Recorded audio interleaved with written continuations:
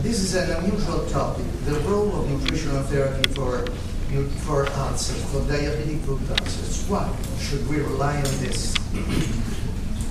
Let's define the ulcers as hard to heal, and every ulcer can be turned into hard to heal ulcer if there is any intervening factor.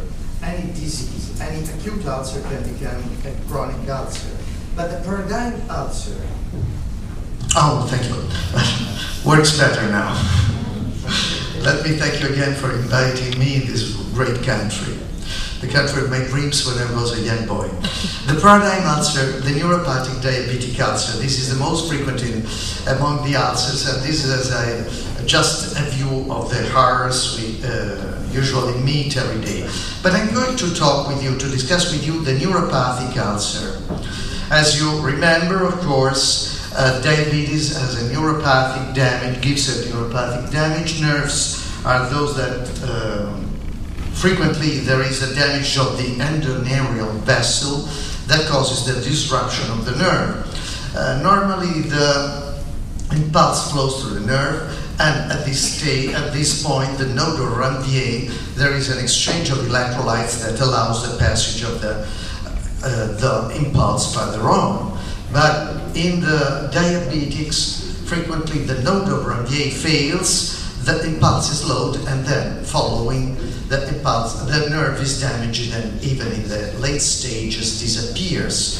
So this gives rise to a mechanism of this is a series of neuropathies. Of course, this is a diffuse disease. Let me remind you that whenever a diabetic foot ulcer appears, the risk of death is very, very high. A marker of impending death, because this also means the presence of an autonomic neuropathy, failing of the heart. So that must be considered with great consciousness. Wounds, wound care, and nutrition. I'm entering widely in this topic. What is the normal wound healing process? There are normally 3 steps to healing.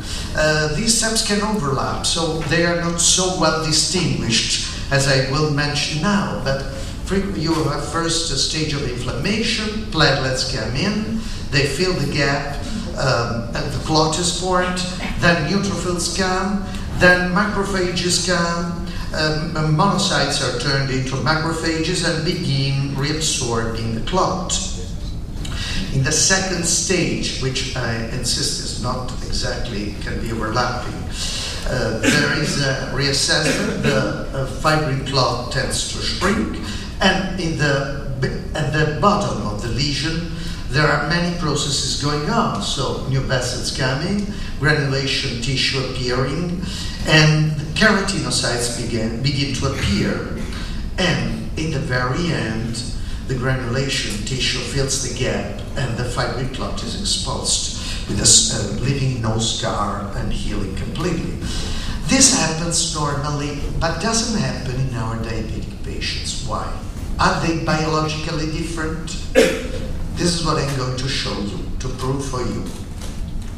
Of course, any wound can have a difficulty in healing because there are local factors, you can see them, and there are also systemic factors. But one of the most important problems is the nutritional deficit.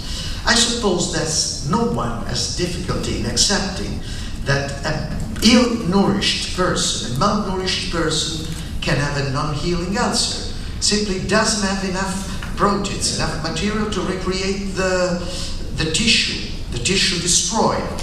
Does this happen in the diabetic? This is what I'm going to show you. This is an example of what I will show you later.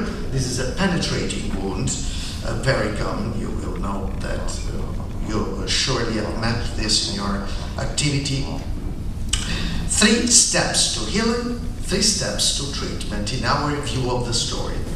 First, medical, surgical, and nursing care. I won't speak of this because you have been speaking of this very, very well for 3 days, so that's not my task. Just let's remember that the correct wound care team should include also a nutritionist or specialist in medical nutrition. Basic nutrition. What is basic nutrition? This is what I was going to tell you before. In the absence of any blocks, you can't build a wall. So you must, if you have a nutritionally depleted person, you can't hope that his wounds will heal, because it doesn't have enough material to fill the gap. But in our patients, in our diabetic patients, the phenomenon is even more frequent and more dramatic. Why? First of all, some data. This shows to you that, if you see, the basal BMI here is inversely related to the speed of healing, which means that those who have a very low body mass index at the level of malnutrition stay in hospitals much longer to heal. But there is more to this. Let's consider the situation in our diabetics. As you know, diabetics in the early morning have an accentuated and high degree of neoglucogenesis. Most of the circulating glucose in the fasting condition in any one of us comes from the endogenous production. By 10-12 years after the last meal, the dinner, generally we don't have any more glucose eaten, and we also have used our reserves, the glucose that is accumulated in the liver, the glycogen. All of that has been released. The brain has already used all the glucose that it needs, 100 grams per day nearly, it depends on the brain of course. But however, we have no more glucose left, and we must create glucose. We do this every day, in every condition. Every one of us, when wakes up with the blood glucose level of 100 and more, is creating glucose, blood glucose from proteins and fat. This is the fasting blood glucose level. This is worked by the Fronzo, and this is the hepatic glucose production rate. So, at this level. But what does it happen to our diabetics when they wake up with 200, 300 and more? Look at this tremendous rate of conversion of proteins and fat into unuseful glucose. This is a nonsense process. You are creating unuseful, dangerous glucose at the expense of the lean body mass. This is why they waste a lot of proteins. Add on this the fact that many of them also have proteinuria in the advanced stages of disease. They lose a lot of proteins in this way. Add on this the fact that they sometimes have a very bad diet, unacceptable diet, what we call the junk foods. So they are really protein depleted. We could show with this study that is being published actually in the Mediterranean Journal of Nutrition and Metabolism, that diabetics are biologically different. They have a lower body cell mass index. It means that related to their age, in subjects of comparable age and everything, body mass index and all the rest, they have a lower body cell mass. Look at this, the green value is for males and females, non-diabetics, and this is for diabetics, statistically significant, so that they are poorer, less cells in the body, less proteins. They also have reduced prealbumin.